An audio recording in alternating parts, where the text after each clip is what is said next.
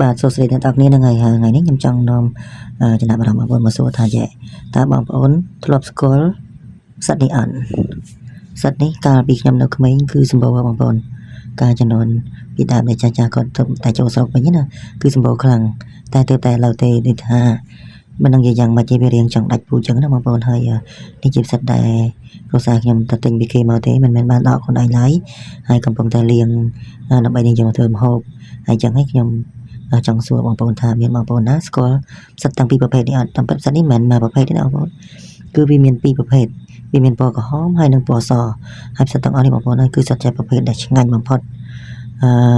បើយើងយកមកស្លមកជូរឬក៏យើងឆាឬក៏យើងស្ងោរជ្រក់គឺសិតតែជាប្រភេទដែលសត្វដែលឆ្ងាញ់ទាំងអស់អញ្ចឹងតើបងប្អូនណាធ្លាប់ស្គាល់អាចខមមិនប្រាប់ផង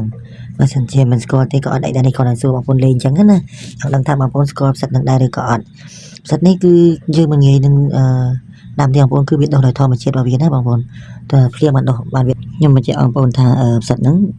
វាដុះតែខែវស្សាទេខែប្រាំងខែអីគឺយើងអត់អាចរកបានហូបទេ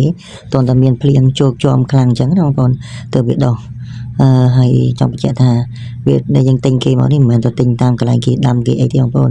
គឺវាដុះដោយធម្មជាតិទេហើយមានបងប្អូនយើងគាត់ទៅដកបានអញ្ចឹងបានយើងសុំទិញចែកមកគាត់មកហូបអញ្ចឹងណាបងប្អូន